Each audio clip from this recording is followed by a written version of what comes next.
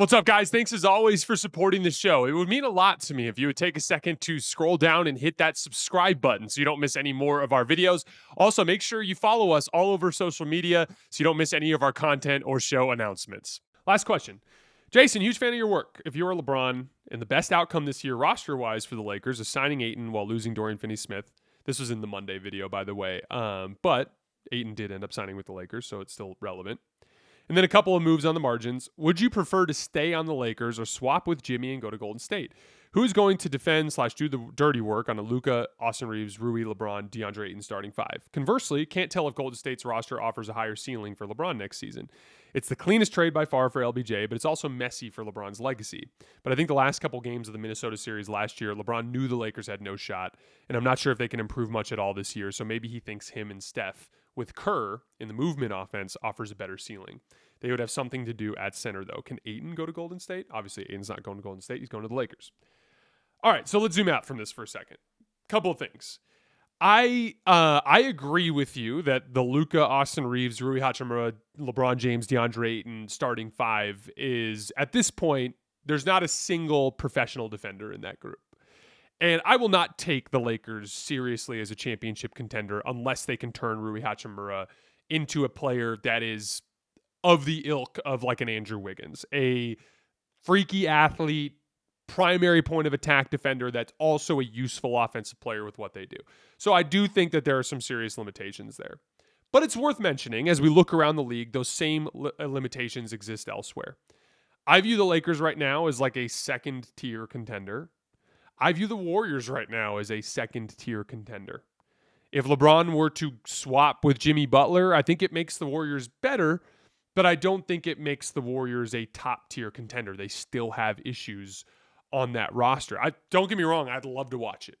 As a basketball fan, I can't think of a more fun basketball fit than LeBron and Steph. Would love to watch it. I just don't think it makes sense for LeBron to go anywhere unless it's like this obvious, dead serious, we're favored to win the title if we go there. And even some of the options out east, like Cleveland, for instance, or New York, they are options that are more appealing in the sense that the Eastern Conference is so weak that LeBron would just have a better chance to make it to the finals. But I don't view any of them as like he gets there and they're just like automatically right there with Oklahoma City, gonna win the title. LeBron's only chance to do that was to opt out and to go sign somewhere on the mid-level exception. And he just wasn't going to do that for all of the reasons that he's given over the years involving him not taking a discount. But ultimately, as I look at the situation, for all those things you talked about, with Luka and Austin and Rui and LeBron and DeAndre Ayton and some of their defensive shortcomings, for all of those issues, I still think that group has just about the same chance to win the title as a Golden State if LeBron went there, as some of these, maybe a little better in the East just simply because they could get out of the conference easier, but they're still going to have to face somebody from the West, probably a Denver or an OKC or a Houston, and those three teams are still going to be better than those teams out in the Eastern Conference would be with LeBron on them. So with that being the case, he lives in Los Angeles. His family's here. I just don't see LeBron uprooting his family unless it's just or uprooting himself, I should say, his whole routine, unless there's just this shoe-in obvious fit. And like, look, I went over 4 LeBron options in the Monday show, and they'd be fun.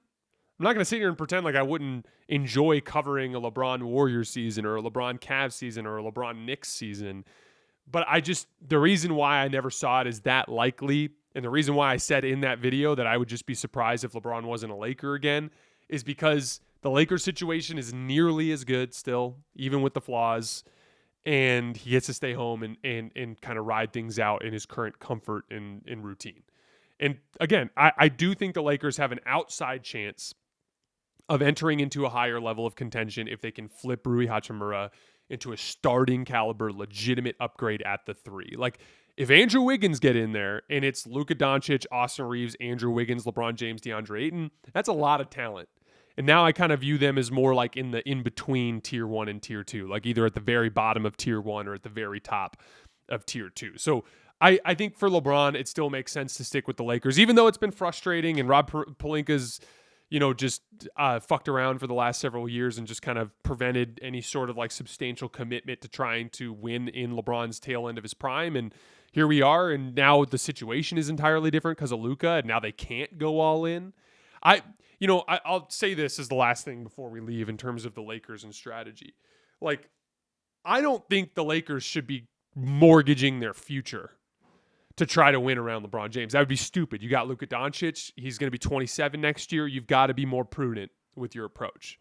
But I still think you owe it to LeBron and Luka Doncic and his competitiveness to try to maximize the short term as well. So, Jason, how do you do that? Well, you just need to go for assets that don't lose as much value. So, for instance, trading a bunch of second-round draft picks for Dorian Finney-Smith. Obviously, that trade was made before the Luka Doncic trade. You're trading for an older role player on the tail end of his prime. That's going to lead to a massive downturn in assets, right? And by the way, the Lakers ended up losing Dorian Finney-Smith for nothing. But even if they kept Dorian Finney-Smith, he would have declined quickly over the course of the next few years, and it would have been a depreciating asset. It would have led to an eventual decline in talent on the roster, right? With the Lakers moving forward, I do think you should consider trading Dalton Knecht, trading that first-round pick, if it brings back a player who is a legitimate core piece alongside Luka Doncic, who's in his mid to late 20s. Because then it's like, okay, we gave up a first-round pick, we gave up a first-round talent in Dalton, but what we got back is a player that we can use for 4 to 5 years, and he's going to still be in his prime during all that time. And then still at age 31, he'll be that generation's Dorian Finney-Smith. He can be the guy that they look to move for some sort of asset return at that point in time. If they can get a starting caliber talent that's no older than like 30, then that makes sense because there's still some long-term value in the asset. You just can't trade the first-round pick in Dalton Knecht for like Paul George from the 76ers. That would be stupid because now you're giving up assets for a player that's going to quickly depreciate, and you're going to have such a huge net negative in your total roster talent available, right? But if you can move assets for other assets that will retain their value, that is something you can do that helps capitalize on the LeBron James era while still allowing for long-term flexibility surrounding Luka Doncic. All right, guys, that's all I have for today. As always, I sincerely appreciate you guys for supporting us and supporting the show. We're going to take the holiday weekend off. So all you all spend some time with your family and relax. And we will be back on Monday. We have a very busy week next week for Summer League. I'm headed out to Vegas with Jackson. We're going Thursday through Sunday. So hopefully you guys will stop by and see us at some point while we're in Vegas. I'll keep show announcements and stuff on Twitter in terms of just letting you guys know where we're at during the week and when we're releasing content. Busy week next week. We'll see you guys on Monday.